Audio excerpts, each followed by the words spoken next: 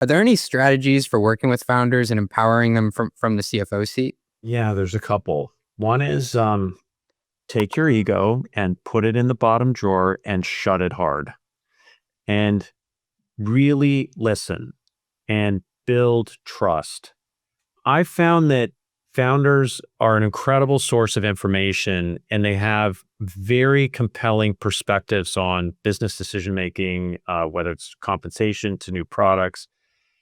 But you got to find a way to get it out.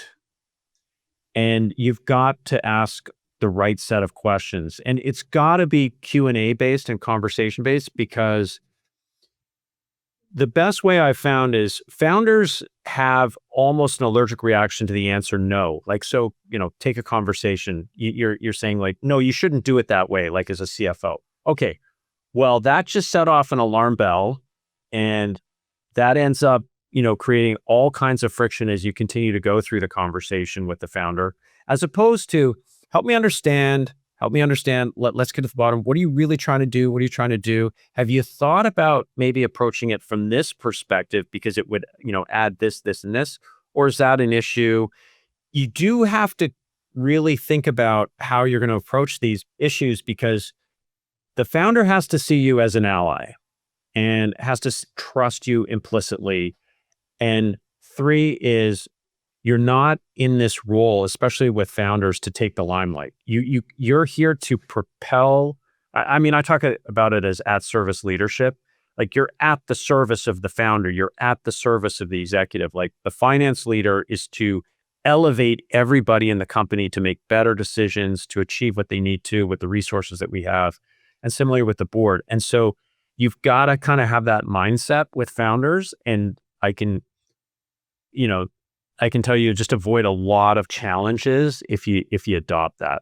Take that ego, CJ, put it in the bottom drawer. What do you think? It's really hard to do, especially when you're around CEOs with this sphere of influence and the energy that's dynamic and contagious, to always remember that you are just part of the supporting cast to execute on that vision. Like we said before, founders are visionary in the sense of knowing where they want to push the company and where they want to go and what they want the end goal to be. What they may lack, and where a CFO can help a lot, is the intermediary steps to do it. They understand that they want to be number one in the market with this many products by this date, but how do you bridge the gap in between? The CFOs can be tactical in helping to get there. I think Steve Jobs almost never asked people or customers like what they wanted in a lot of ways. And the same thing with Henry Ford. He said people would have just asked for faster horses. And so a lot of times, it's, instead of saying no to a founder, it's repivoting by way of using questions to better understand what the motivations are and where they're trying to go in the end. Maybe that is, you have to create a car instead of using a horse to ride to their destination. There seems like there's like an inherent tension in this advice, because earlier we were talking about like have some chutzpah, have some backbone. But now Kurt is talking about taking a back seat, keeping that ego, in the bottom drawer. I think you have to have that backbone when you're faced with a one-way door decision versus a two-way door decision, right? Like, you have to stand up and let your opinion be heard and say, I think that's a good idea or a bad idea. But what I think he's saying here is more in the positive framing of the CEO wants to drive the business to a positive business outcome. How do you help get there? Put your ego away. You are the Robin to the Batman. How do you help execute upon that? So I think they're both true under different circumstances. Is it a matter of like uncovering that second door? This is going to come across like a generalization. It's definitely not true in every scenario. I find a lot of CEOs think in terms of binaries of like, we're going to do this and get to this point, and it's like black and white in terms of like where they want to go with things. There are often shades of gray that get uncovered along the way, or there are different paths you can take to achieve similar outcomes. So to your point, Ben, I think it is finding those different variations by way of asking questions of what we're trying to achieve. So next I want to pivot to a clip where you're talking to Daniel Kang. And at the time, it was December of 2024, he was the VP of Finance at Mercury. Now he's the CFO of Mercury. So definitely some valuable information for folks that maybe aren't in the C-suite yet. This is coming from a guy that said this at the time, and he finds himself in the CFO seat now. I do think that finance has a bigger voice sometimes in other groups, though.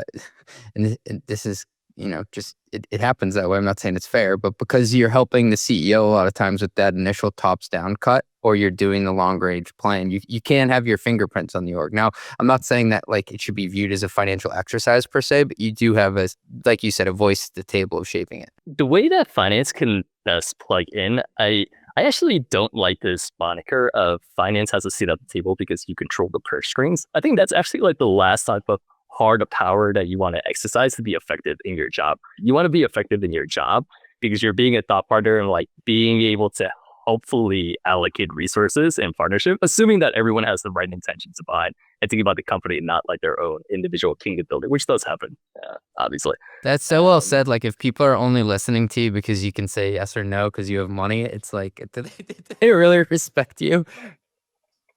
For sure. I say that like I know that I'm being a good partner when like my CMO or CRO will come to me with like an idea that's not fully baked yet, right? But they want to bounce it off me, and it's not because it means I've broken through them thinking that I'm there just to like judge something as like a binary investment decision. Like they see me as a thought partner. Like, oh, I can bring them like this half baked idea, and we can jam on this to see if it has legs. I think the best marker of a successful finance team is when you do see those type of cross-functional pools for collaboration. I think that's a much bigger marker than like forecast accuracy or some of the silly things that finance teams try to say, okay, Ben, these clips are such a throwback. Have you realized that the background behind me has changed 3 times from the same seat in the same room? I know. Let this be proof that you're not actually an AI guy. You just got a little bit more budget. So don't use the purse strings as your seat at the table, I think is the summary of what Daniel's talking about there. I've also heard the opposite take here too. It was from Sonoe Torero, CFO and COO now of Envoy. He basically said, it's funny, finance has this power to also make certain problems go away with money. And he wasn't saying bribe people. He was saying money sometimes can cause problems and you can use that with discretion.